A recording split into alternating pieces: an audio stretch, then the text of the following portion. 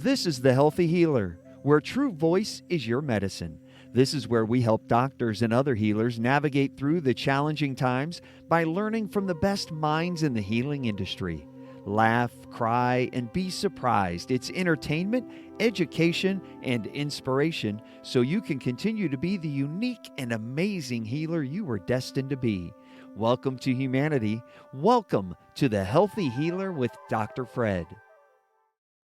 Hello, everyone. It's Dr. Fred, and welcome to another amazing episode of The Healthy Healer. And so today we have someone from across the country, out right outside of Asheville, North Carolina, who I'm interviewing or having a conversation with a spectacular bio and clearly a bona fide and grounded healer. Michel O'Hare joins us today. And I'm looking forward to the opportunity to learn more about how Michel became who she became and who she is now and where she's headed, and introducing you to her wonderful gifts of being a healer.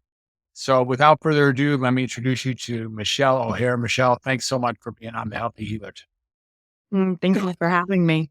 It's really great to have you. And Michel, I want to ask you a question that I ask most of my guests, and it's a 9-letter question. It's fully grammatically correct, and it's a powerful question, and sometimes sets people back on their heels, but I'm guessing it won't do that for you. But here we go. Michel O'Hare, who are you? That's a great question. It is. I feel like I'm somebody that's been put here on earth to help people to find their strength, to be able to find their healing, and to remind them of what their strength is, and to, I guess, be a friend and a guide on that journey, because it can be quite arduous. I'm sure you know that. Mm-hmm. Yeah. So you put here on earth to help people find their strength and healing, and a friend, and a guide, and a partner in that exploration. Yes? Absolutely. Yeah. Okay. So tell us a little bit about what does that entail? Like, when did you find out that you might have been put here on earth for that purpose? And I know that you've had a storied life in your own way. You've lived at least a full life to this point, if not more. Tell us a little bit some of the things that you've experienced growing up, or you've experienced in your young adulthood or early adulthood, that have led you to finally realize, or when you did realize, that this was your purpose on earth. Starting in childhood, I experienced a lot of sexual, physical, and psychological abuse. And from there, I really started to understand human suffering at its peak. And from there, I ended up going into drug addiction for about 5 years. And along the way, I experienced a lot of abusive partners and a lot of pain and suffering. And eventually, when I quit doing drugs, that was a really miraculous thing, by the way. When I got through. I was thinking about that. What was that like to quit drugs? Like, what was miraculous? Oh, man. So when you get used to being able to get high like every day for 5 years, and the ways to get it, the people to go to, and how it works, it's like your day-to-day life. And then one day, it was everyone I went to, there was this block. It was just like, no, you're not getting high. It was like a door closed. And it did something to me. I was like, what's going on? Something's messing with me here. It got my attention. And finally, when I had that last, no, this isn't happening, it just happened spontaneously. I just looked up to the sky and I put my arms out and I said, fine, I quit. And I never did meth again. It was divine intervention, if you want to call it that. Yeah. That is a pretty remarkable story. So no formal rehab or nothing like that. You just stopped that moment, that time. That was it. Yeah, I tried that. I did like dual diagnosis, rehabilitation through the VA. And I tried the 12 steps and things like that. And I always flunked out of it. It just wasn't the right time. It was like I had to go through this experience. I had to gain what I needed to gain, the insights I needed to go through and experience and know. And when it was time, it was like I was completely released from that, I guess you could say, firewalk. Yeah, it was like the universe conspiring on your behalf. It sounds. Absolutely. Yeah. Absolutely. And where did you find yourself upon getting that clearance, upon finding yourself now free and released? What came next? It was still quite a journey because when you get off drugs, there's still a lot of your brain has to heal. It took about 10 years for my brain to completely heal and repair itself. And it honestly repaired itself better than ever. And yeah, there was a lot of PTSD that came with that. Yeah, so there was a lot of healing there. And I eventually started looking into spirituality and such. And later on, my mother had gotten cancer. She had glioblastoma. And we did cancer right. We had all the natural crunchy things that you could imagine. And we did them. And Yeah. she ate very clean. And I watched how none of that touched the cancer, like none of it. And I was very hyper aware that my mother had a lot of unconscious guilt. She had a lot of unconscious guilt for what she allowed to happen to me and some of the other children. And I watched it kill her. And it was like that really helped me to start to learn how the human psyche and there's something beyond the physical when it comes to healing. And I still didn't know what I was going to do yet. I always knew that I wanted to help people. I wanted to help human suffering. I've known that since I was a little girl, but I didn't know exactly how I was going to do that. And then just a few years later, my firstborn, he was like reintroduced into my life, and exactly 6 months later, he took his life. And it was like everything just exploded around me. And I was like trying to catch on to something and grab a hold of something. And there was nothing there. And from that dark place, I had to reach out for help. And so when I did that, that's when I found the modalities that I do right now. And that's when I found what I was meant to do on this earth. And what is that modality? I do BodyTalk, which is a consciousness-based energy medicine modality. And I also practice internal family systems therapy. Now, how old were you when your son took his life? I was 38 years old, Okay. And how old was he? 18. Wow. And you said it was exactly 6 months, like to the date. Yeah. Yes, to the date, 6 months. Crazy. It was. I felt like at that time it was like a sick joke. Yeah, exactly. Yeah. It sounds like you had a lot of universal messages delivered to you, sequence and parlay each other. Yeah. Same Yes, with your mom absolutely. and the glio, the whole thing with the glio, like doing it right, her agreeing to do it right, but having this unconscious guilt that eventually killed her. And then you had this thing with your son, and not to mention how you came off meth and how that all happened. And you probably had multiple different concerts of events that have happened to your life that opened the gates for you to discover what you should do. Fair to say. No, absolutely. Tell us a little bit about this modality. And I'm asking you to repeat the one, not the internal family system, the other one. Tell us a little bit about what that energy. BodyTalk. Yeah. So if we could agree that the body knows exactly what to do and it knows how to heal itself. If you think about it, they say that the cells in a knee can reform and repair themselves and make them new in, what is it, like 8 to 9 months? And if you find that your knee is not repairing, then what's really going on? So there's something in the way, there's something blocking that.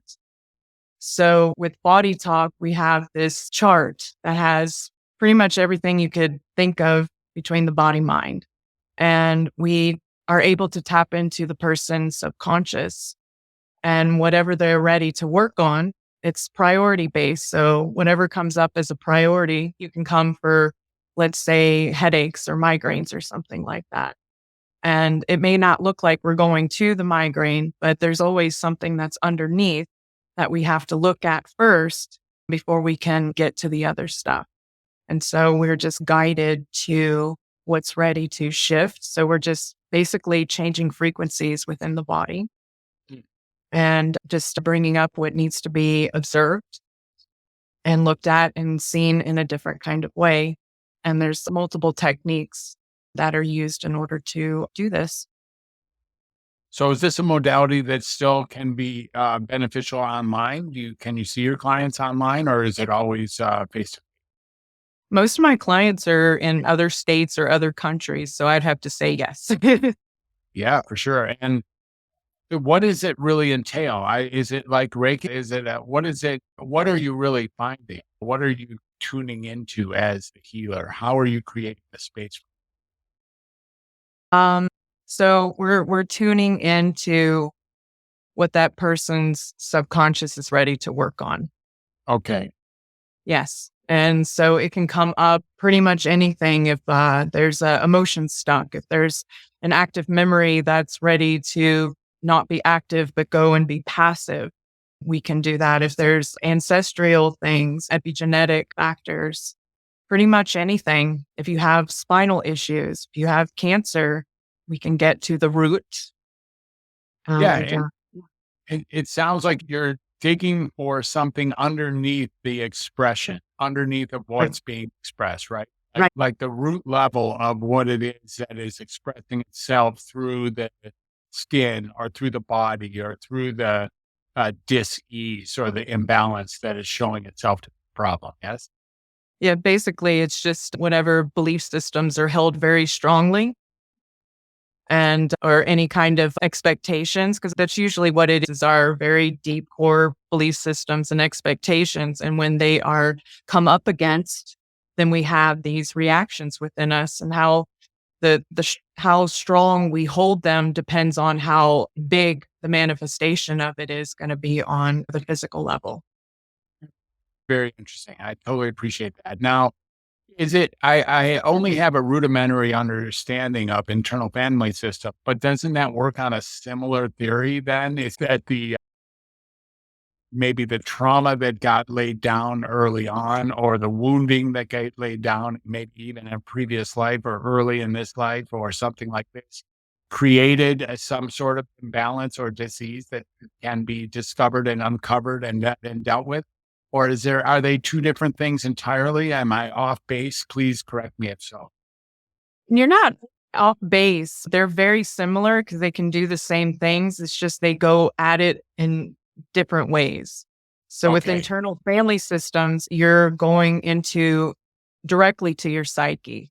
So you could say your small self, everything that makes you, all your defensive patterns, the ways that you cope and whatnot. And you get to go down and you get to speak to them.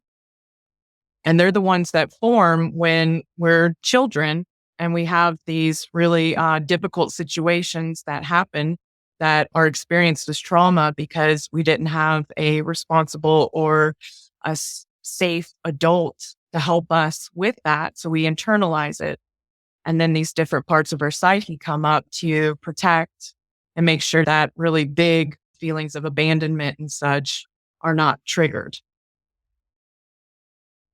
So is it when someone comes to speak with you or to talk to you or to learn from you or to be a client or a patient or however that works, a student, is there a combination that you're using? Are you just digging from your toolbox that has internal family systems and body talk embedded in it?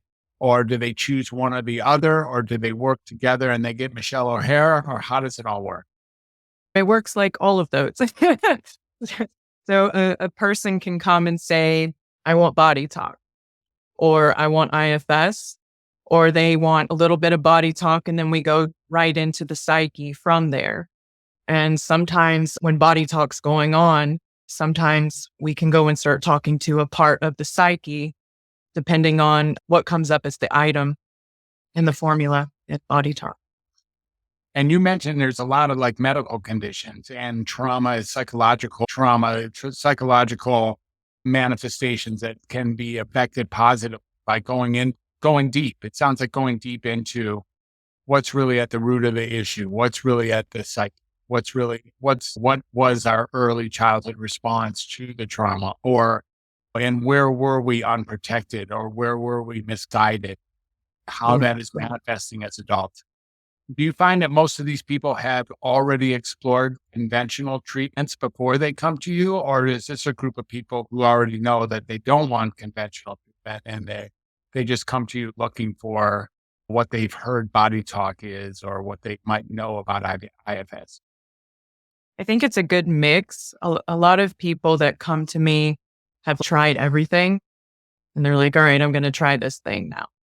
And then there are a lot of people that still get conventional treatment. So they're like dealing with the physical with those sort of modalities, and they also come to me. Yeah. Is there any kind of circumstances or conditions, or might I say contraindications? In other words, people who either don't believe in something or have been overly traumatized. Is there any kind of people who naturally don't meet the criteria for receiving the care that you offer? Is there anyone you would turn away, for instance? Is there anyone who's, no, this is too much or too little or not enough or something like that? I don't turn away anybody, because when someone comes to me, I see them that's perfect. I see them healthy, whole and complete, and I try to mirror that for them. It's usually people that will run away from me because they're like, oh man. Yeah. It gets real quick sometimes. And they're just like, yeah, no, thank you. Yeah. Some people just want help, but they don't want to actually receive it. Some people live on the identity of just, I need help. I want help. I'm willing to try anything. And then when they get the first taste of it, they run away. It's almost like abrupt change can be too frightening for some people. I think that people have different ways of looking at healing. So when they hear healing, they think that it's going to be like butterflies and fairies and just lovely music and stuff. And then when they realize that, oh, I have to work and I have to feel the burn, and it's going to feel like you're trudging through mud. And sometimes it feels like you're not making any progress whatsoever. And then they're like, oh no, I just want you to move this energy for me and I don't want to do anything. And it's, yeah, I'm sorry. Right. And even with those people, I find the back door. Eventually, there's always a back door with people. Yeah. Now, in your history, you had mentioned you had been in sexual, physical, psychological abuse as a young child. And I Yes. noticed in your bio, you have a list, like a long list of things that you've been through. And we've talked about a couple of them. Oh, serving jail time, disabled veterans, losing both parents, multiple sclerosis of your own, it sounds like, a couple Yes. divorces, and financial stress as well. Mhm. Is having a hard life, having a life filled with trauma of your own, do you feel like that's a gift for us healers? Like having lived a hard life, does that make us maybe more capacity to resonate harmonically with the clients who come see us? I believe so. It depends on how you hold that. And I feel like one of the benefits for me is that a client can come in front of me and they know that I can't judge them. I know what it's like to be them.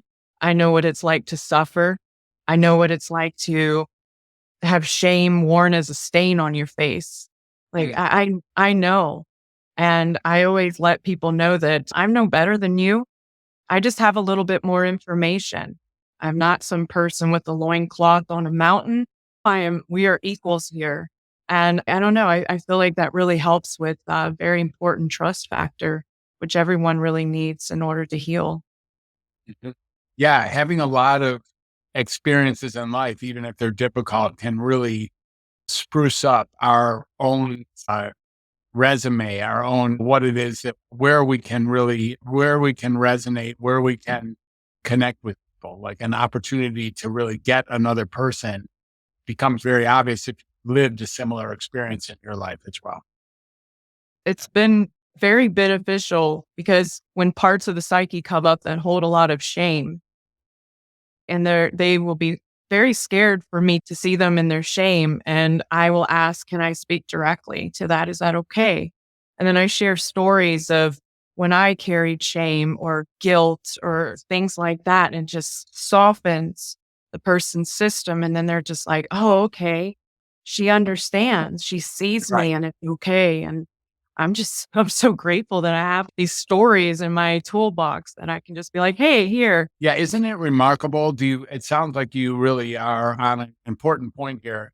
Really remarkable that when someone feels like someone else understands them or resonates or Yeah. connects with them, that healing starts there. That this Yes. is such a critical piece of what a healer can provide. Yes. Yeah. Yeah. Absolutely. And I'm wondering again, when you connect with another person, is there one certain sort of historical event or historical experience, maybe a chronic event that took place in your life that you're tapping? Is it the meth addiction? Is it the abuse? Is it the divorces? Is it finances? Is it the suicide? What aspect of you is called most frequently, if there is such an answer? I'm not sure. That's a good question. I think it's the sum of all things. Mhm. I don't know. There's just an outpour of love when I connect with somebody. And I just hold that space of, I believe in you. Mhm. Yeah. Yeah, in your bio, you mentioned that the only thing, how did you put it? The only difference between me and anyone else is that I never gave up. I really love it. What have you noticed about people? Do you find people who are mostly resilient and ready to get into the work, or do you find a lot of people scurrying away when they feel like, oh, wow, I didn't realize I had to actually get down in the mud and have the courage to take on my deep, dark demons? It's a mixture of both. Mhm. Yeah. Absolutely. And I take it a little bit more gentler. It comes intuitively. It's like some people are just like roaring to go, and other people are just like very skittish. And you have to find a balance on how you're going to approach it and how you're going to help them to keep going forward, and just reminding them you're not going at ground zero. Because a lot of times people are like, I feel like I just lost everything and I'm back at square one. And I'm like, no, you're not back at square one. You still have all the tools, everything that you've learned. You've just uncovered more things. There's more awareness, and you're shining light on the shithole that's been there, but you just couldn't see it before. And when that clears, you're going to make a little bit more space, and you're going to keep going forward. Mhm. Yeah. So they just need a cheerleader, you know what I mean? And I love being people's cheerleader. Yeah. That's Yeah. great. You have a child now as well. Is she learning how to be a healer in her early years? 9 years old. Is she someone who's catching on from you? Does she get it coming down the hill? The energy of being a healer? You see healer in her future? I really don't know. She can be quite resistant to it because sometimes she's like, body talk doesn't work. And I have to remind her when we do different techniques and stuff and how well they benefit her. But I just think that she's just like trying to find her own way, and she has a lot of resistant parts of that sort of thing. But she's pretty good about it. She knows how to do one of the techniques that I give my clients is homework. It's called the cortices technique. And she helped me teach her class how to do it. And she was doing the technique and stuff. It's pretty good. That's awesome. And okay, and uh, have you always been in North Carolina, or did you grow up in a different part of the country? I grew up all over the place. I grew up in a military family, and then I was also in the military. So before here, I was in Georgia, and I was in Washington State, and I was in Texas, Louisiana, Mississippi, Alabama. Yeah, all over the United States. Yeah. And do you think that's part of who you become too? Kind of seeing how the world is seen from each of those different vantage points. That's an important piece of how you become maybe a healthy healer. Absolutely, because I've seen all kinds of different people and the way that they do things. And just in Washington State, 'cause that's actually where I did my whole like drug spew And I was around like the nastiest of people. I was in like, what is it, 1%er outlaw motorcycle gangs and inner city gangs. And yeah. Yeah. Wow. That's quite a history that you have. And no wonder you're such a spectacular healer, which I trust that you really are. Is it mostly men or mostly women who come see you? Are you noticing? It's both. And what's amazing is I do get a lot of men, and it's beautiful because we get to be just bros. We get over the fact that because a lot of them have that feminine wounds and stuff like that to get through, but then they realize that we can just be brothers together and it works out really well. That's all. Now, if there was a bro or a sister who wanted to work with you, how would they find you? Where would they look? You can look at my website, innerhealingclinic.com, and on Instagram, Inner Healing Clinic, and YouTube at Inner Healing Clinic. Make it pretty easy. Yeah. And you're saying Inner Healing Clinic, yeah? Yeah. Inner Healing. Okay, cool. Mm-hmm. If there's one thing you want to tell our audience, one thing that you really, that comes to mind that you feel like is a gem of the day or the gem of the year or something that you want everybody in the world to know, what might that be? That it doesn't matter how old you are, and it doesn't matter how much you're carrying or how much you think that you're a mess and it's not even worth it. You can heal. You can. And the reason why I know that is because I healed. I have healed from some of the most top major things that human beings ever experienced in their life. And you can as well. Fantastic. Thank you. Yeah, thank Really you. terrific. Thank you, Michelle. It's been a pleasure having you on the show, and I look forward to future contact with you. Wishing you the very best out there in Nashville. Thanks for joining me tonight. Thanks for having just a wonderful conversation and really inspiring myself and our listeners. Thank you so much. Thank you. I've enjoyed it too. All right. Awesome. Catch you on the flip side. Bye for now, everyone.